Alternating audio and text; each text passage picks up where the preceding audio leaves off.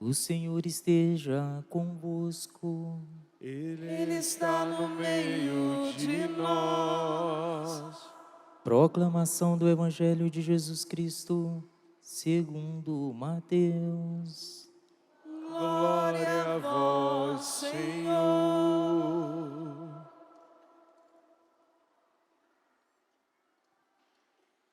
Naquele tempo, a fama de Jesus chegou aos ouvidos do governador Herodes.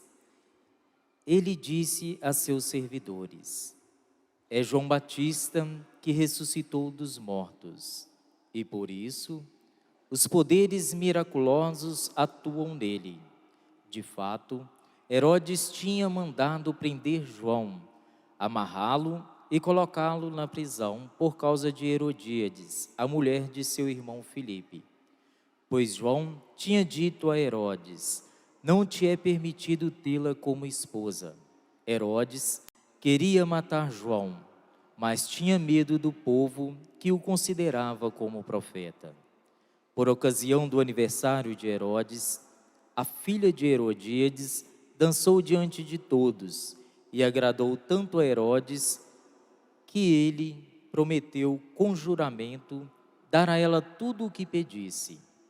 Instigada pela mãe, ela disse: dá-me aqui num prato a cabeça de João Batista. O rei ficou triste, mas por causa do juramento diante dos convidados, ordenou que atendessem o pedido dela e mandou cortar a cabeça de João no cárcere. Depois, a cabeça foi trazida num prato, entregue à moça, e esta a levou para sua mãe. Os discípulos de João foram buscar o corpo e o enterraram. Depois, foram contar tudo a Jesus. Palavra da salvação. Glória a vós, Senhor.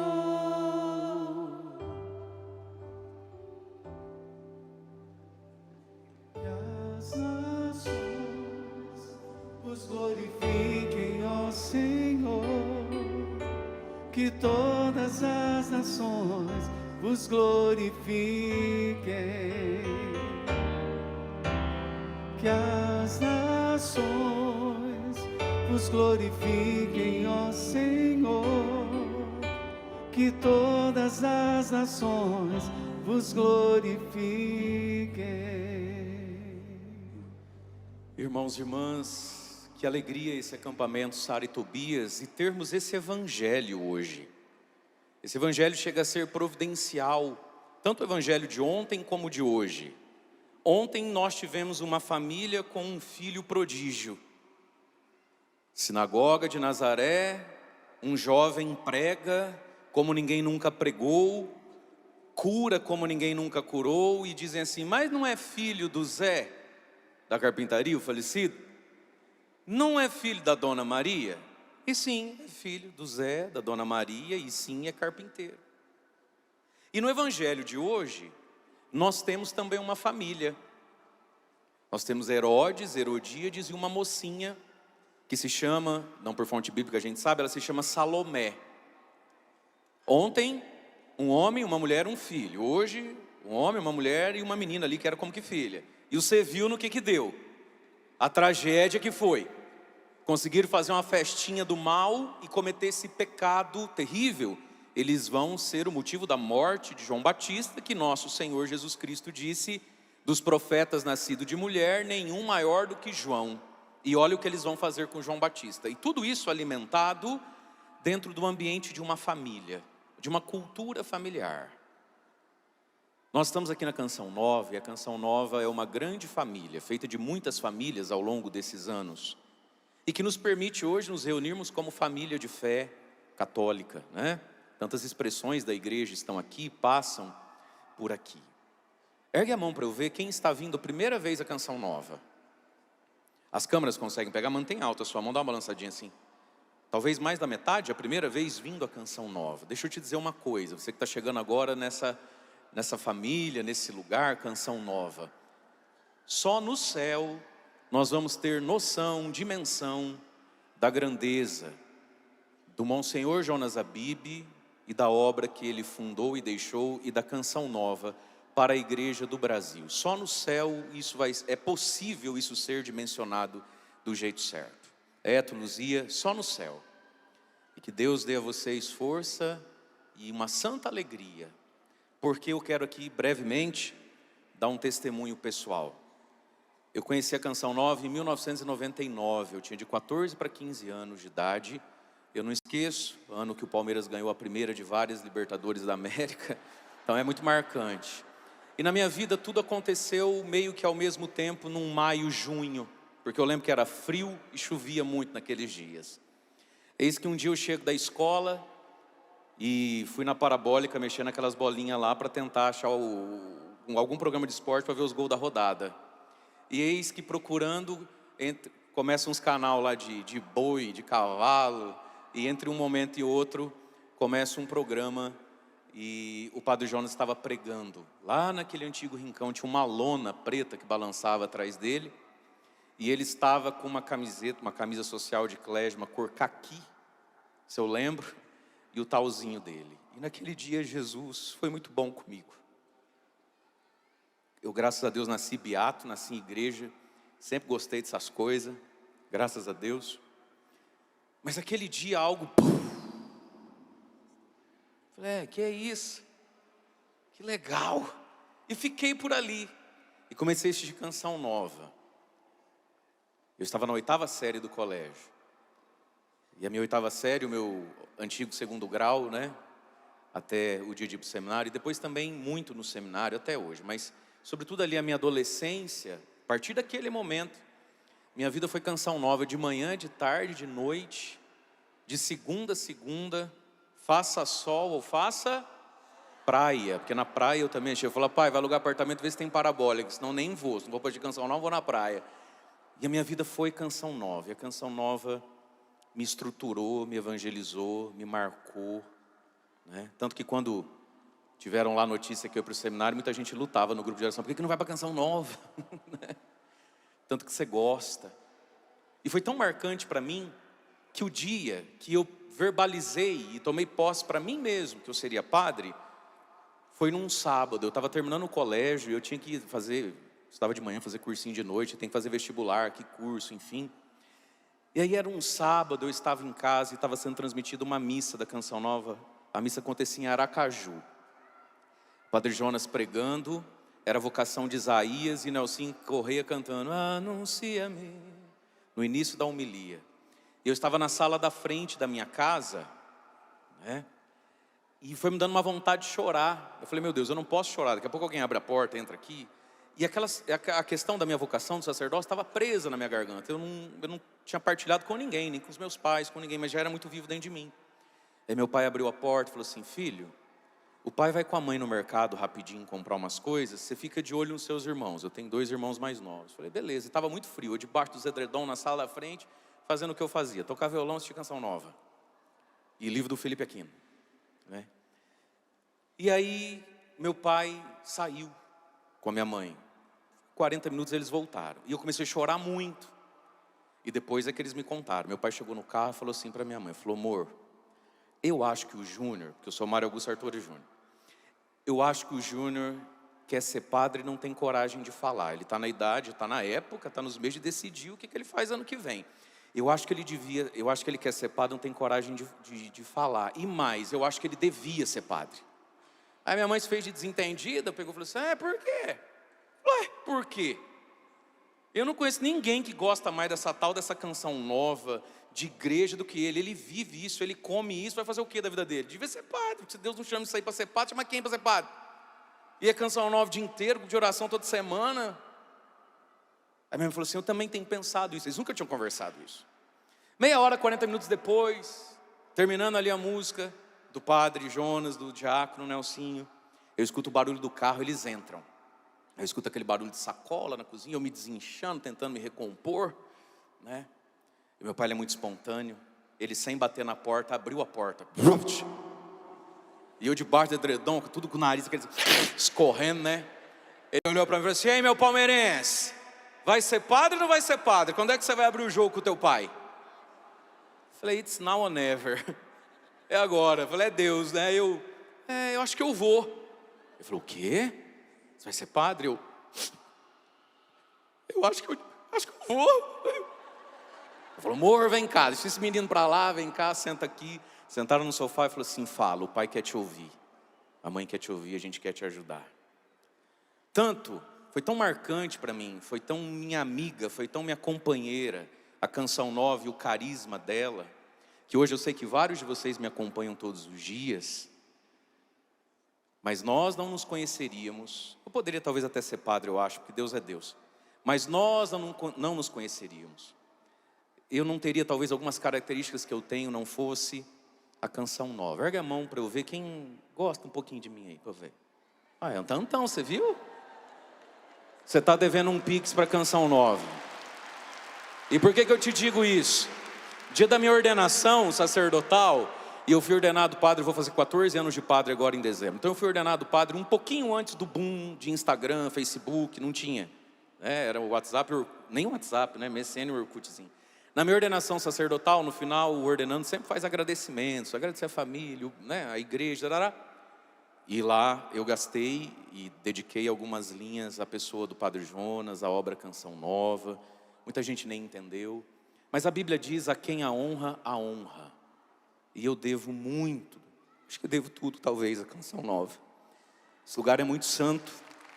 E você que vem pela primeira vez, talvez há pouco tempo conhece. Nós somos muito felizes, né? Muito gratos. Deus abençoe e recompense. Etão, Deus abençoe e recompense. De 3, amém. E no céu, Deus mostra o tamanho das coisas, né? Isso que já na terra a gente sabe também, a grandiosidade disso tudo. Deus é como... Eu te assistia, mulher. Eu falava assim, será que um dia eu vou conseguir falar, sem tropeçar, igual essa mulher fala, igual a Luzia? Ixi, eu era Luzia Futebol Clube. Amém. Amém. Glória a Deus. Amém. Diga comigo, uma família. Abre a boca, miserável. Fala uma família. Vocês estão emocionadinhos? Vamos terminar de emocionar? Então, ó, lá no 3, faz assim. Pronto. Vamos, podemos? Sim ou não? Diga comigo, uma família para o bem, uma família para o mal. E aí, meus queridos, que esse acampamento Sara e Tobias seja para você, para sua casa, para todos nós, um ano de jubileu. Nós estamos no jubileu da esperança, não é isso? E você viu que a primeira leitura de hoje é um trecho do livro do Êxodo. Já há 3 semanas a liturgia diária, a igreja nos ajuda a conhecer a história de Moisés. Nós já estamos lá no ponto que o povo entrou na terra. E agora se fala então de um ano de jubileu. Resumo da ópera. A cada 7 vezes 7, 49, 50º ano. E aí Deus diz 2 coisas ali. Terminou primeiro falando assim, parem de fazer mal um ao outro, pelo menos no ano do jubileu, poxa. Não se defraudem um ao outro, ao menos no ano do jubileu. E outra coisa que diz no jubileu, no ano do jubileu, vocês não vão plantar nem colher, mas pode colher dos campos que vocês nem cultivaram. Isso é tão profundo, gente. Então o ano do jubileu é um convite a, primeiro, confiar na providência de Deus em todas as coisas, não alcançar as coisas de um modo sorrateiro, ilegal. Confiar em Deus. Olha o que Deus está dizendo, no ano do jubileu vocês não vão plantar e não vão colher nem da terra que vocês plantaram, deixa cair e estragar no pé. Mas vocês podem colher dos campos que nem foram cultivados. Essa é uma dinâmica um pouco da igreja. Você está aqui, possivelmente, por causa do Frei Gilson. E o Frei Gilson é um campo que você não plantou nem cultivou, mas você colhe dele. Não é verdade? O que você tem a ver com a história, com a vida do Frei Gilson? Nada. Mas agora você está colhendo dele. A Canção Nova, talvez na vida da maioria das pessoas, você nem planta nem colhe dela, ela não tem nada a ver com você. Mas você colhe do terreno que você nem cultivou. Quem será que plantou e cultivou doutora Filó? Quem será? Aí você vem aqui e esse campo não é teu. Essa paroquiana não é minha. E você senta, colhe e come da gratuidade, da surpresa, do inesperado de Deus. Ontem a Rogerinha fez uma pregação aqui ontem de manhã que, pelo amor de Deus, Aquilo precisa virar livro, precisa virar congresso, precisa virar estudo. Ontem a mulher estava no óleo da unção. Eu acho que ela tempera a salada com óleo do Cristo. Não é possível. Eu falei, Rogerinha, filha, você arrumou isso? Que unção, que coisa. Quem foi que plantou, cultivou Rogerinha? Você nem sabe quem era a mulher e ontem você comeu, assim, esbaldou. Amém? Então, o ano do jubileu, confiar em Deus. Deus cuida de nós, não queira ter nem acessar pessoas e bens materiais fora da graça, da bênção e da gratuidade de Deus. Amém? Segundo aspecto do jubileu, pelo menos no jubileu não façam mal uns aos outros, vocês são os irmãos, aprendam a se tratar bem, poxa. Bate no peito comigo e fala assim, esse acampamento para mim e para minha casa é jubileu. A partir de agora, eu confio em Deus e vou tratar melhor quem é meu. Amém? Quem está marido e mulher, pega na mão um do outro, ergue bem alto, fala assim, vai ser jubileu agora. A partir de hoje, não por um ano, para o resto da vida. Só os homens vão falar bem grosso comigo, para o resto da vida, meu amor. As mulheres bem fininhas, para o resto da vida, meu amor. Amém? Deus cuida. Segunda coisa, aprender a se tratar como irmãos em Deus. Amém? Aí veio o refrão do Salmo tão bonito. Que as nações vos glorifiquem, ó Senhor, que todas as nações vos glorifiquem. Que o reino de Deus chegue em todos os lugares, a todas as pessoas. E nós que já cremos, nós que já celebramos, estamos fazendo com que a palavra se cumpra. Toda missa, e também toda prática espiritual, é um ato de reparação. Hoje, se a gente colocar na ponta do lápis, será que dá mais de 50% dos seres humanos amando a Deus, louvando a Deus, lembrando de Deus? Sim ou não? Não. Quantos por cento de católico vai à igreja? 10%. O que eu acho uma conta muito otimista. Eu não consigo ver que 10% dos católicos são praticantes. Não são. Então, quando a gente vem à igreja, canta, louva, celebra, reza, nós estamos de algum modo reparando o coração de Deus, porque Ele deveria ser amado por todos. Não sendo por todos, pelo menos por mim, eu garanto, Senhor, por mim o Senhor vai ser amado. Amém? E aí, meus irmãos, vamos olhar para esse evangelho. Vamos entender um pouquinho, rapidinho, o contexto do evangelho. A grande pergunta aqui é quem é Jesus? E no evangelho de hoje, ao mesmo tempo que fala de uma família meio perturbada, começa com uma bola fora de um sujeito chamado Herodes. Ele não entende nada de religião, nada de igreja, ele é maluquinho da cabeça, ele é virado no girar. E aí ele me sai com essa, não, esse Jesus aí eu sei quem é. Ô Herodes, você lá sabe quem é, Herodes? Você sabe nada. E ontem o evangelho então colocava, de onde lhe vem tanta sabedoria? Quem é esse homem? Quem é esse Jesus que cresceu aqui conosco? Hoje de novo o evangelho pergunta pela identidade de Jesus. Quem é esse homem? E está todo mundo errando, está todo mundo dando bola fora. Mas vamos entender aqui o evangelho de São Mateus. Ele vai andando, vai sendo escrito para nos ajudar a fazer uma pergunta. A admiração provoca uma pergunta, mas quem é esse Jesus? O que é essa tal de canção nova? Mas aí você tem que acertar a resposta. Então, após Jesus fazer o grande sermão da montanha, o sermão das bem-aventuranças, capítulo 5, 6, 7 de Mateus, depois dele ter feito muitas curas e milagres, ele começa a ser rejeitado pelo seu povo, pelos líderes do povo, pelas questões do sábado, porque num dia de sábado ele pega as espigas para comer, num dia de sábado ele exorciza um homem, e ali vai começar todo um debate ao redor de Jesus. Jesus vira um ser polêmico, igual o Frei Gils. De vez em quando vê umas polêmicas, coitado do Frei. Ele só é católico, gente. Qual é o problema do Frei? Ele é católico. Ele faz as coisas, né? Não vê umas polêmicas? A canção nova, lá na sua paróquia, começa um tipo de retiro para jovem, vira polêmica. O povo da igreja adora um bafafá. Nossa Senhora. E começa um bafafá ao redor de Jesus. Jesus vira uma pessoa polêmica e controversa, amor e ódio. E aí então eles vão pedir um sinal para Jesus. E Jesus fala, sinal para vocês para quê? O que vocês vão fazer com o sinal? Se eu sinalizar que é para lá, você vai?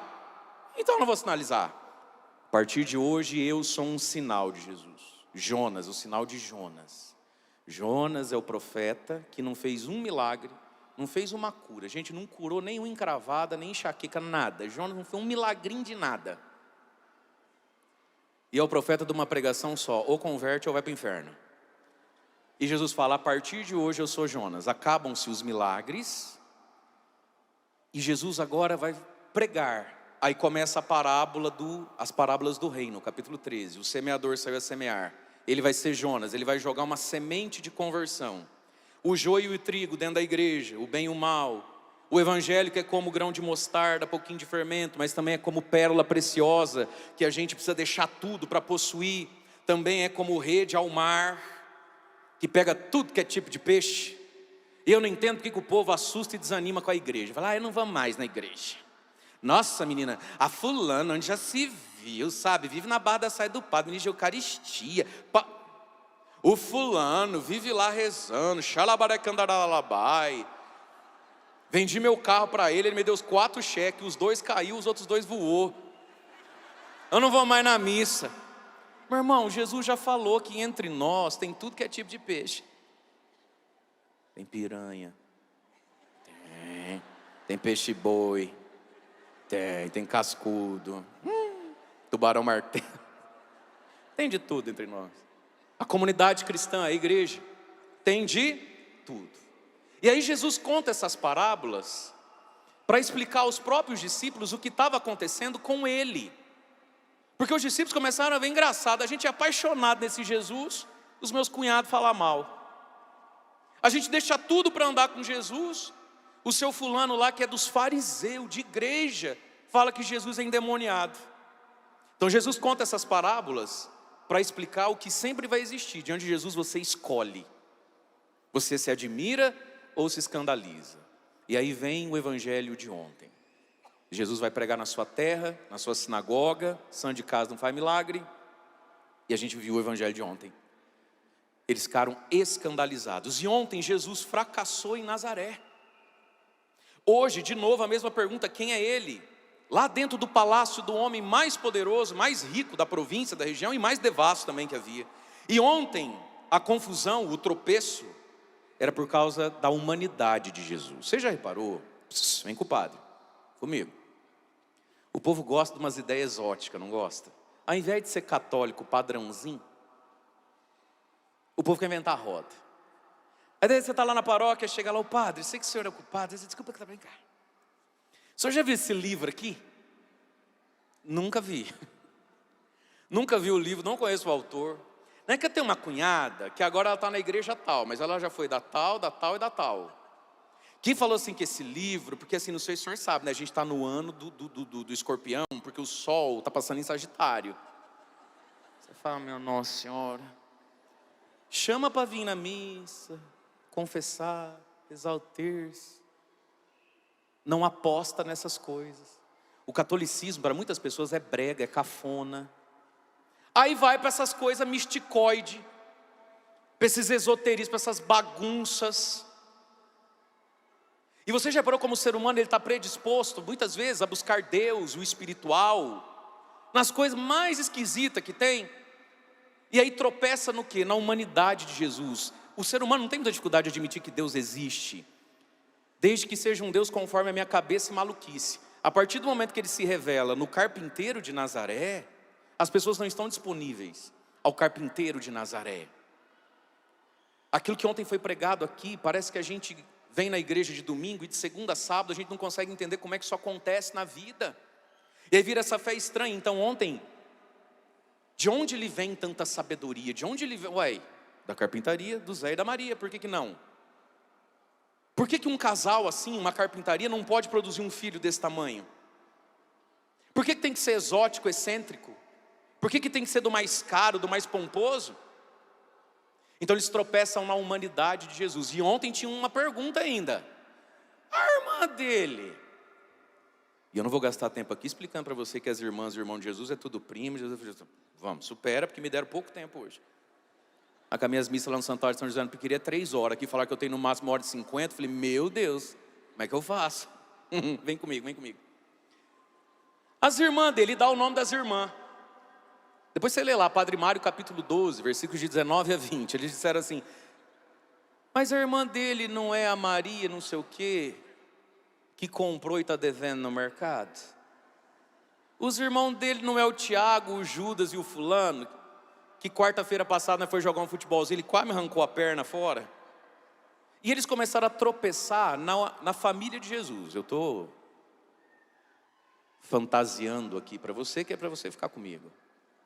Mas a família de Jesus, a Bíblia não diz que eles eram santos, esses primos, essas tias, nem eram pecadores. Mas aqui, queridos, quantas pessoas estão querendo Jesus sem a família de Jesus? Qual é a família de Jesus? A igreja. Não tem Jesus sem a igreja. Essa é a hora, eu vou até virar de costas para ninguém ficar constrangido. Essa é a hora, minha filha, que você belisca o teu marido até ele falar aleluia. E fala, você está ouvindo o que o pai está falando, bem? Não tem Jesus sem igreja. Não tem esse negócio, que eu rezo em casa, mulher, Deus sabe do meu coração.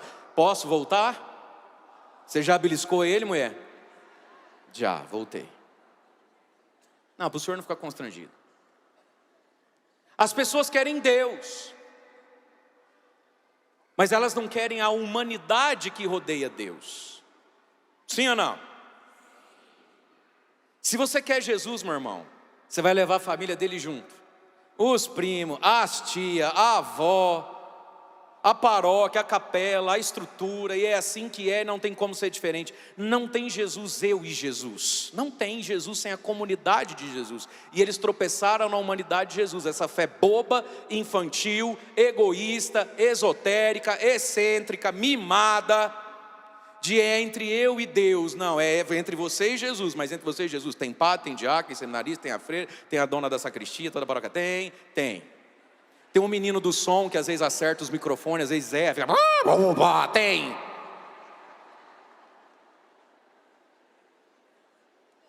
Eu preciso avançar na homilia. Me diz assim, eu entendi, padre.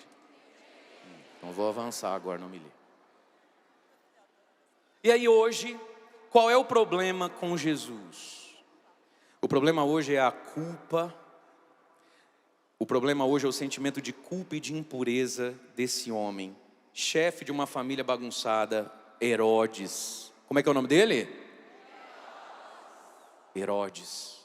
Começa então o evangelho. Naquele tempo chegou aos ouvidos de Herodes a fama de Jesus, lá no palácio dele. Bonitão, playboyzão, vivia no... Imagina que ele ia vir na canção, imagina. Que nada. Mas chegou lá a fama. E ele, que era um homem perverso, mundano, vivia tudo errado, virou teólogo. Vocês estão sabendo do Jesus, rapaz do céu? Parece que tinha uns leprosos. Diz que anda na água. Na água? Eu não... mas diz que anda na água. E começou. Outro dia lá, que faltou comida, ele fez uma benção lá, um tal de eucaristizar, deu eucaristia, deu graça, eucaristizem, conjugou um verbo grego lá. Rapaz, não é que foi pão para tudo que é lado? E o Herodes ali, na cachaçinha dele, me manda essa. Não, eu sei quem é. Às vezes, quanto mais pecador, mais mundano, mais convicto é, né? Você não tem na sua família? Você tem, não tem? Anda tudo errado, sabe nada. Não, porque eu não concordo com esse negócio de padre não casar assim. Eu respeito. Não tem, tá vendo? Tem essas coisas? Porque eu não concordo com essa pizza. O Herodes manda.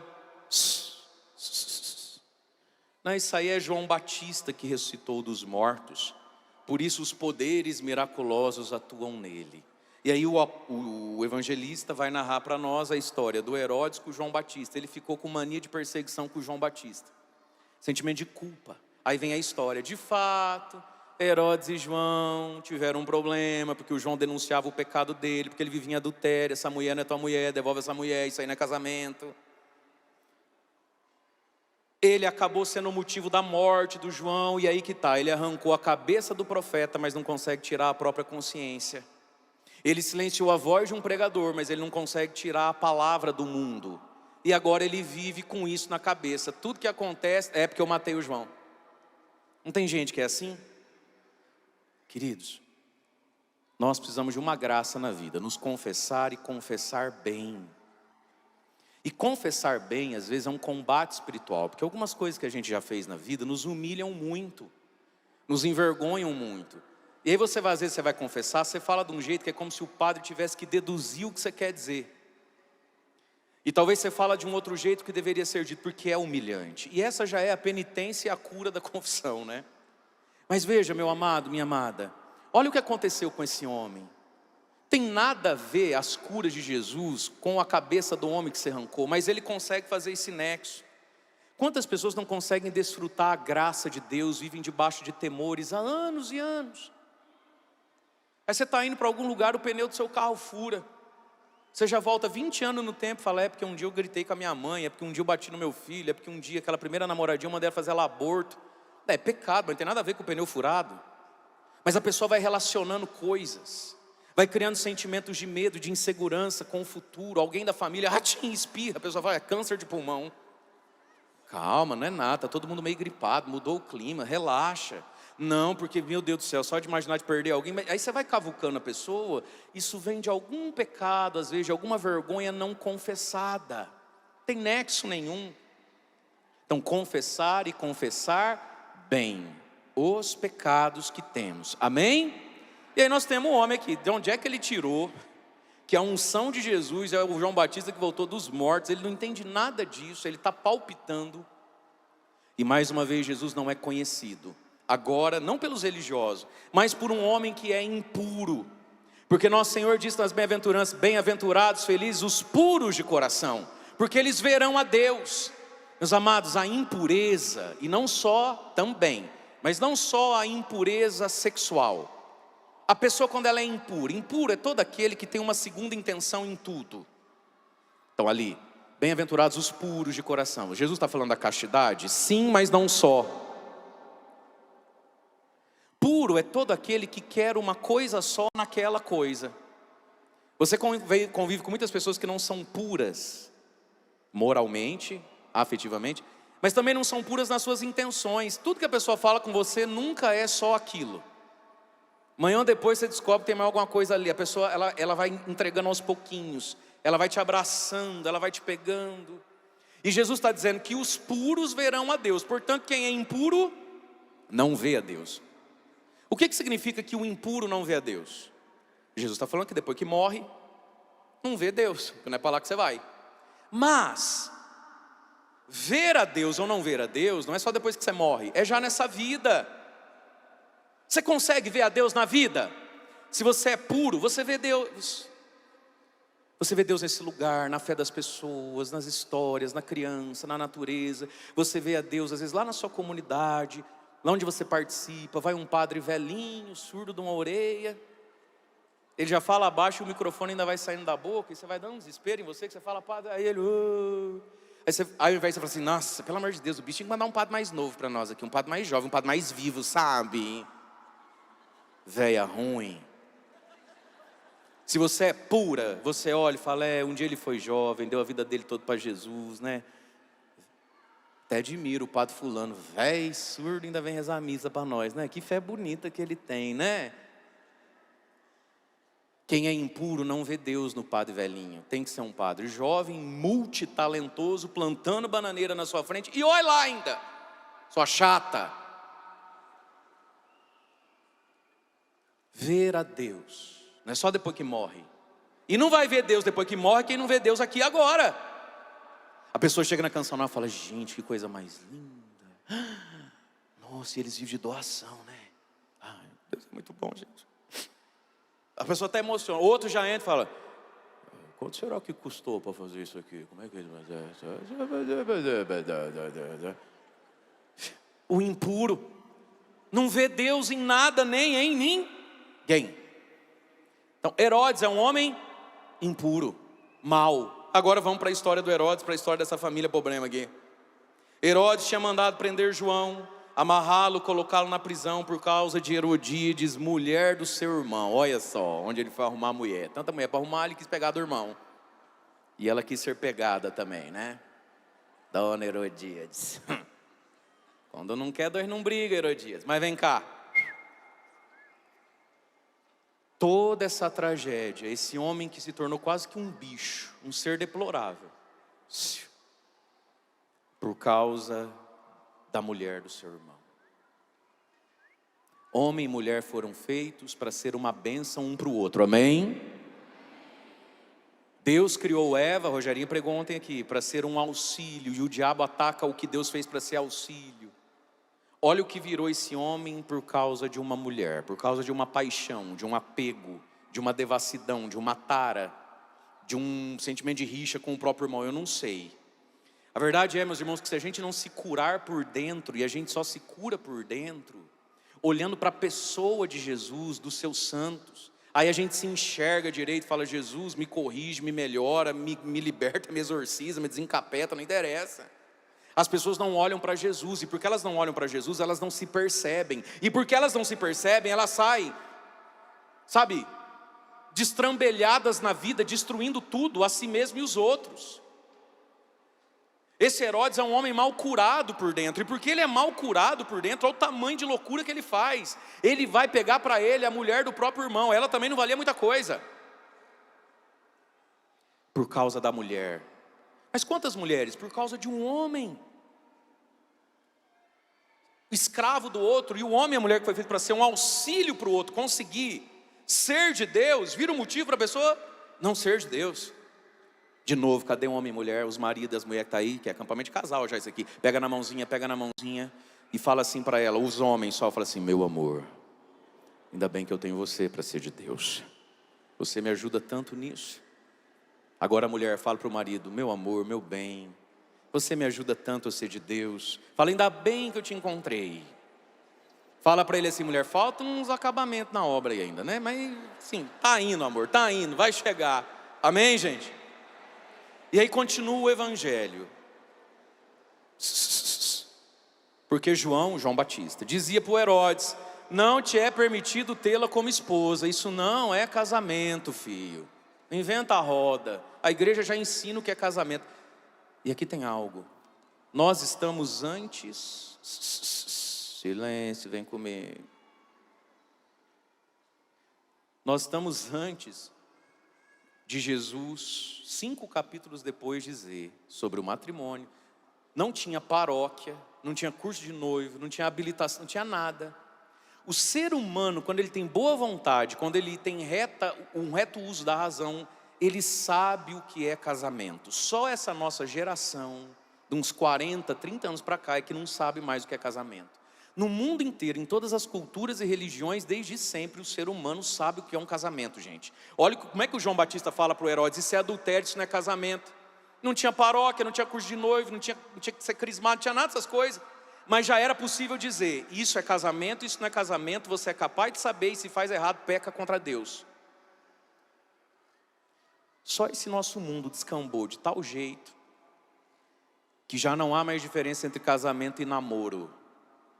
É por isso que tanta coisa tem dado errado, porque não há mais diferença prática, real e concreta de um namoro para um casamento. Virou uma emboleira, um negócio, o tal do namorido, e juntado com fé casado é.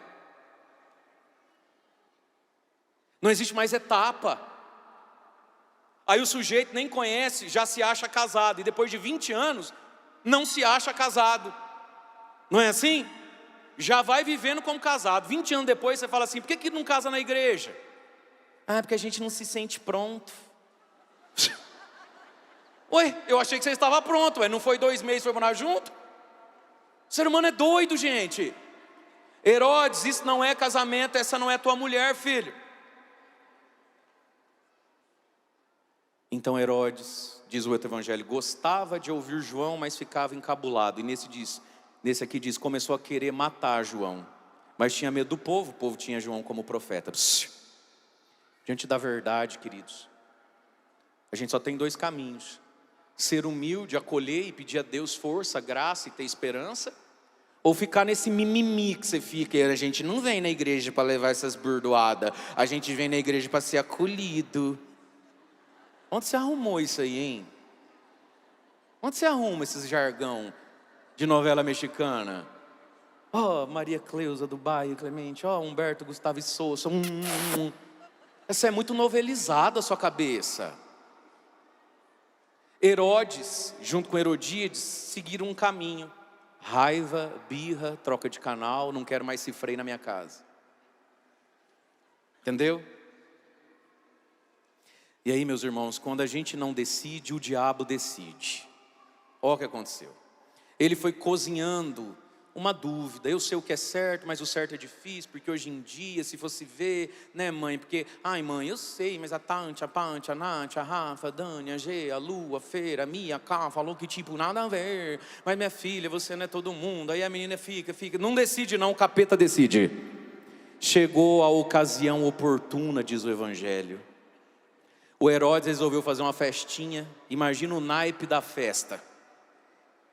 Chamou os poderosos, os grandes, devia ser tudo homem, tudo mulher, do mesmo estilo dele, do mesmo jeitão dele, que gosta das mesmas músicas, que toma o mesmo tanto de álcool, que tem o mesmo conjunto de valores. Está feito o estrago. E aqui começa uma família, olha só.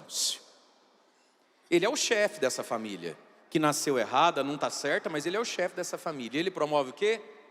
Uma festa mundana devassa. Aí a Herodíades, com a qual ele vive em adultério, porque a esposa do irmão tem uma filha. Ela pega a filha e fala assim: dança lá pro teu pai, pro teu tio, sei lá o que é esse homem. É uma bagunça. E no meio da festa, instigada pela mãe, a menina vai e dança pro Herodes, que diz assim: pede o que você quiser, vem comigo. Que música será que era? Olha aqui para mim. Faz assim comigo. Tuf, tuf, tuf. Faz. Tuf, tuf. Seja bem-vindo. Não era, né? Gente, o que faz um homem? Cabeça branca era um cidadão de bem. O que faz um cabeça branca falar para uma mocinha assim: ô filha, pode pedir o que você quiser pro tio, que o tio dá tudo que você quiser. Até metade do reino de tio dá. Que tipo de música estava tocando, que tipo de dança ela estava fazendo, que tipo de perfume ela passou, que tipo de roupinha ela estava, para esse velho ficar desse jeito. Pergunta 2, ele estava sóbrio ou já estava manguaçado, você acha? Manguaçado, meu irmão, já estava ruim. E aí tem um problema aqui. A mãe.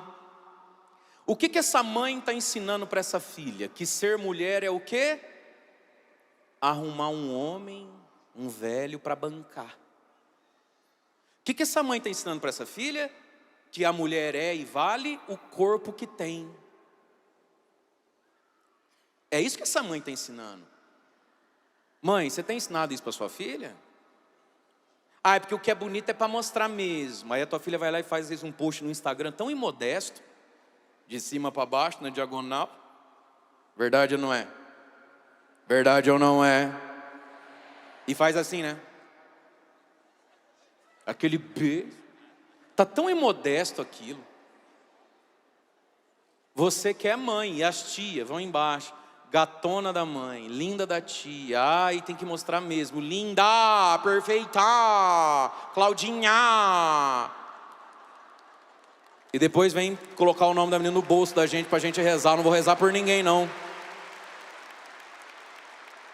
Linda, gatinha. Ai, filha, que linda. A mãe queria ter o corpo que você tem. O que você está ensinando para sua filha? Percebe? Que ela é os atributos que mostra. Que mãe doida. E aí, você acha na Bíblia Jesus com 12 anos dando um show, o pai e a mãe sendo honrado. Jesus jovem senhor, 30 anos, de onde vem tanta sabedoria? E essa moça também é uma jovem que também tem pai e mãe. E olha o que ela virou, olha o que aconteceu com ela. E ela não tem personalidade, ela nem sabe o que ela quer da vida. Ela fala assim: ô mãe, ele tá lá, meio bêbado, meio desmaiando, falando que eu posso pedir o que eu quiser. O que eu peço?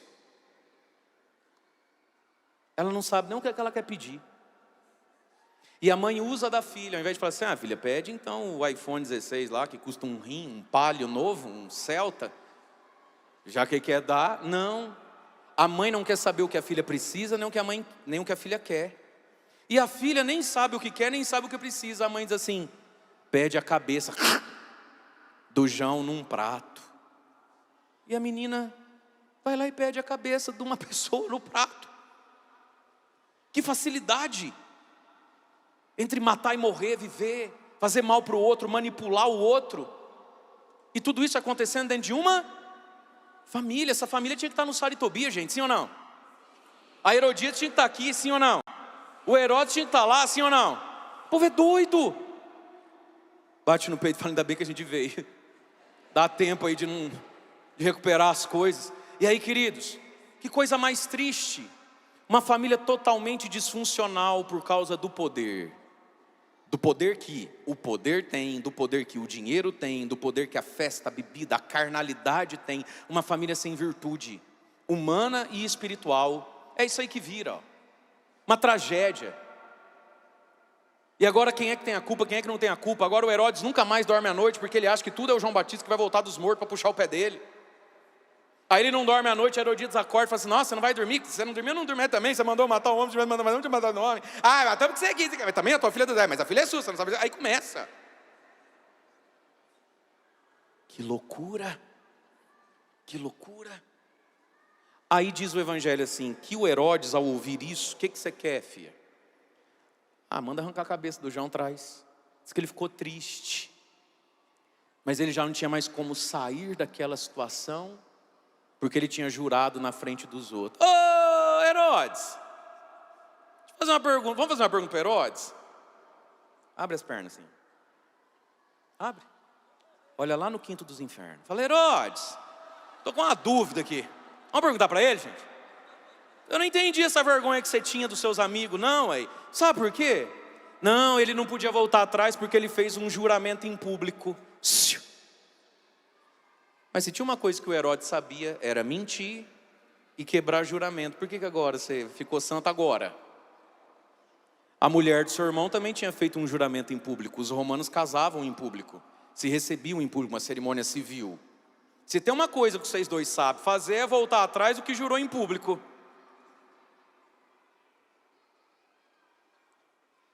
Sabe, meus irmãos, muitas vezes a verdade ela é muito exigente. E uma das exigências da verdade, olhando para o padre, é que a gente dê tchau para pessoas e que a gente aguente a solidão da transição que é a conversão. E aí você escuta a verdade, conhece a verdade, mas por medo da solidão não dá o passo, aí você coloca a culpa nos outros. Porque ele chamou, amor, você sabe, eu nem queria. Eu falei, não, tem que ir para casa, mas é chato não ir bater uma bolinha com os meninos depois do serviço. Complicado dizer não. Ué, você diz não para sua esposa, para os seus filhos, para sua igreja, não consegue dizer não para o Creito, Diu, Pinguim e Edilson? Não, eu não entendi você, ué. O cara fala não para a esposa, ele fala não para Deus, ele fala não, mas para os meninos da bola ele não consegue. Porque agora como é que eu volto atrás? Ué, voltando. Você está achando, meu amigo, minha amiga, que a sua conversão vai ser celebrada por todo mundo? É claro que não. Virou crente. Lá vem a santa, muda o assunto. Se você não está pronto para essas agulhadinhas, você não serve para andar com Jesus. Você vai levar essas agulhadinhas. Oxe. Ué. E aí então, contrariado, mandou arrancar a cabeça do João. A cabeça vem num prato, o corpo vai para Jesus. E que família complicada. Uma menina ficou no meio de uma situação horrorosa. Mas ontem, um rapaz pregou como nunca na sinagoga, também graças ao pai e à mãe que tem. E aqui, deixa eu terminar. Existe um pecado terrível, que é desonrar pai e mãe. Muitas pessoas não tiveram um pai e uma mãe muito virtuoso. Você é meio que um milagre da graça de Deus, não é? Lá pelo meio do caminho, aos 45 do segundo tempo, Jesus entrou na tua vida. E às vezes a fé que você tem, infelizmente você não deve ela a pai e mãe, porque não foi ali que você recebeu. Mas não tem pecado talvez mais terrível que alguém que tem um pai e uma mãe, diferente da Herodíades e do Herodes. Tem um pai e uma mãe que lembra muito mais São José e a Virgem Maria, e o sujeito sai do avesso. Que história é essa? Tem um ditado diz assim, porque a fruta não cai longe do pé. Verdade. Mas também é verdade que às vezes a fruta cai tão pertinho do pé, de um pé tão bom, parece que Satanás vai lá e chuta para a beira do meio-fio. A menininha aqui, se ela é uma fruta que caiu perto do pé, está tudo explicado, porque com um pai e com uma mãe dessa. Mas quantos jovens hoje não são filhos de uma família disfuncional, que não teme a Deus, tem pais e mães dentro da normalidade da vida, e está fazendo o que com isso? Honrar pai e mãe. E muitos de nós, meus irmãos, tivemos pais e mães virtuosos, capazes, têm seus defeitos, mas são muito mais bons do que maus, verdade ou não é assim ou não? Quem aqui pode erguer a mão e dizer assim: obrigado, Senhor, pelo pai e a mãe que você me deu, olha, se eu pudesse eu escolhia de novo? É o meu caso. Você tem que honrar isso aí, ué. O pecado terrível de desonrar pai e mãe, de desonrar a experiência primeira que temos, e se Deus me livre de estar sendo presunçoso agora, não é para ferir. Nós estamos aqui na Canção Nova, e eu sei que muitos de nós que estamos aqui e somos de algum carisma meio próprio, lá na sua paróquia, lá na sua diocese. Tem um jargãozinho triste, que uma vez eu ouvi de um frei, sobre a igreja, sobre carisma, mas para nossa reflexão, que diz assim: a primeira geração de algo vive, dá tudo e fica santa, e cristaliza aquilo. A segunda geração vem e começa a adaptar. A terceira vem e trai. E aí Deus, a sua infinita misericórdia, vai buscar, a muito custo, uma quarta geração que talvez venha e refunde. Talvez vários de nós aqui em casa, você é de um carisma um tanto quanto próprio na igreja. Como a Canção Nova, o seu fundador faleceu, fez sua Páscoa há muito pouco tempo atrás. Ah lá, vários lá, né?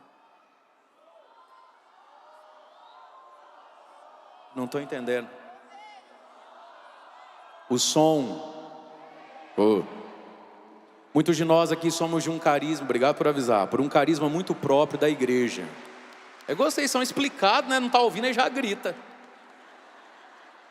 Às vezes você vai na missa, depois de 2 horas de missa, que eu não escutei o que o senhor falou, porque o senhor não gritou. Vem. Às vezes muitos de nós, queridos, somos de algo muito próprio na igreja, de uma fundação, de um carisma. O carisma é aquela parte da igreja que te ajuda a amar e a viver a igreja como um todo. Mas é preciso honrar, estar à altura. A fruta não pode cair longe do pé, como Jesus não foi para longe do que aprendeu na carpintaria de Nazaré. Ele honrou Maria e José, e claro, foi muito além, ele é Deus. E não é lindo para você que é pai e mãe ver que o seu filho, a sua filha vai muito além de você? Você fica com ciúme? Você fica com inveja? Ou você se sente recompensado e honrado? Portanto, meus irmãos, honremos os nossos pais. Não existe pagamento melhor para a vida do ser humano que olhar para os seus filhos, seja da carne, seja do espírito, e se sentir e falar assim: valeu a pena ter sofrido, ter suado e ter vivido, estou pago. Não é verdade? Quem é pai e mãe não vive isso na vida? O que você mais quer? É ser honrado dessa forma, ser ultrapassado na santidade, na graça, não é? Que a pessoa vá além de você, e tudo isso começa em uma família. Vamos ficar em pé? E eu quero convidar você a erguer os seus braços, e nós vamos pedir ao Espírito Santo de Deus que nos batize e nos restaure. Ergue os seus braços, pensa na sua família agora, sua esposa, seu marido. Se você tem a graça dos filhos, pensa nos filhos, pensa nos netos. E vai pedindo: restaura a nossa casa, Senhor. Talvez a tua família está ferida e machucada por esse espírito de Herodes e Herodíades, o espírito do mundo, do erro, do equívoco. Talvez a sua família está machucada e ferida pelo espírito desse tempo confuso, que não reconhece Jesus. Talvez vocês estão marcados, nossas casas estão marcadas pela força do mal. Então ergue seus braços. A oração pode aquilo que Deus pode, amém? E Deus tudo pode. E nós vamos rezar cantando. Vai ser a nossa prece. Restaura a nossa casa, Senhor.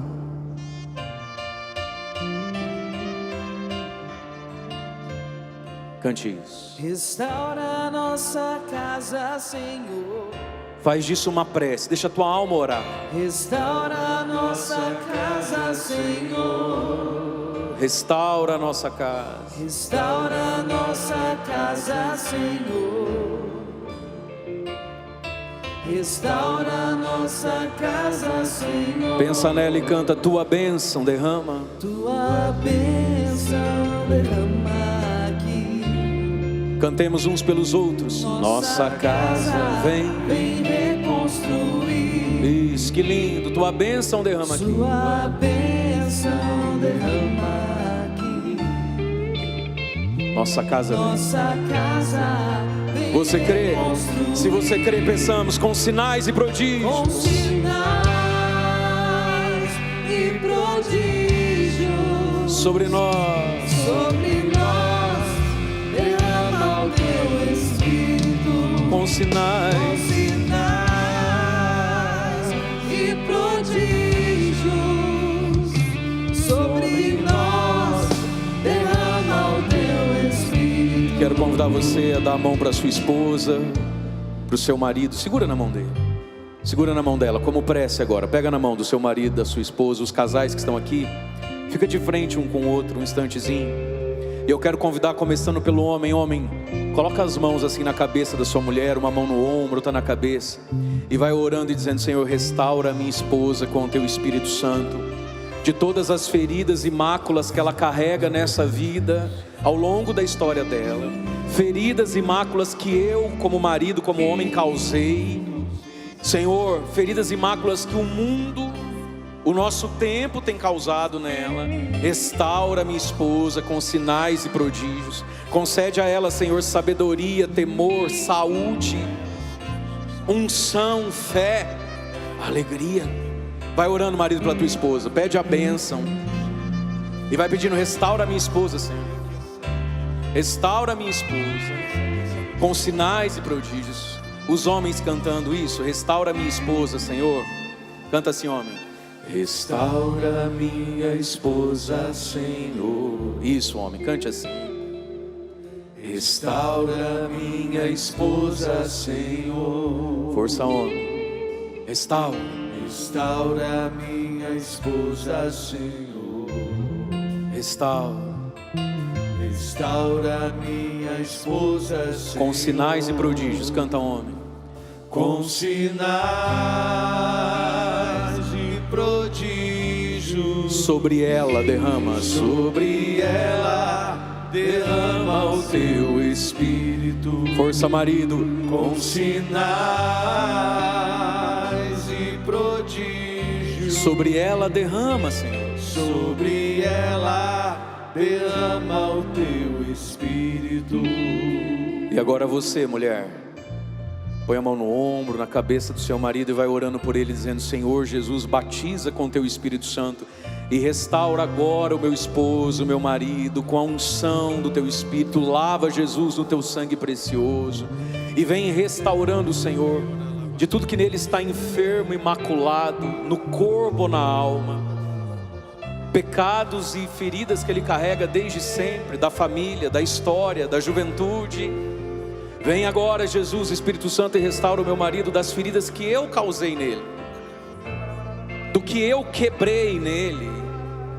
Vem, Espírito Santo, e cura o meu marido daquilo que esse mundo tem estragado nele, as injustiças que ele sofreu dentro da nossa casa, com filhos, a desonra. Restaura, Senhor, o meu marido. Vem, Espírito Santo, e dá ao meu marido sabedoria, temor, fé, esperança, alegria, saúde, santidade.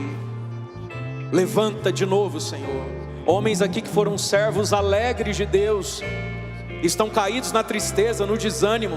Levanta, Senhor, restaura, Senhor, reorienta, Senhor. E agora você, mulher, vai cantar sobre o teu marido. Restaura meu marido, Senhor. Restaura o meu marido, Senhor. Isso, mulher. Restaura o meu marido. Restaura o meu marido, Senhor. Põe toda a tua fé e esperança aí, filha. Restaura o meu marido, Senhor. Restaura.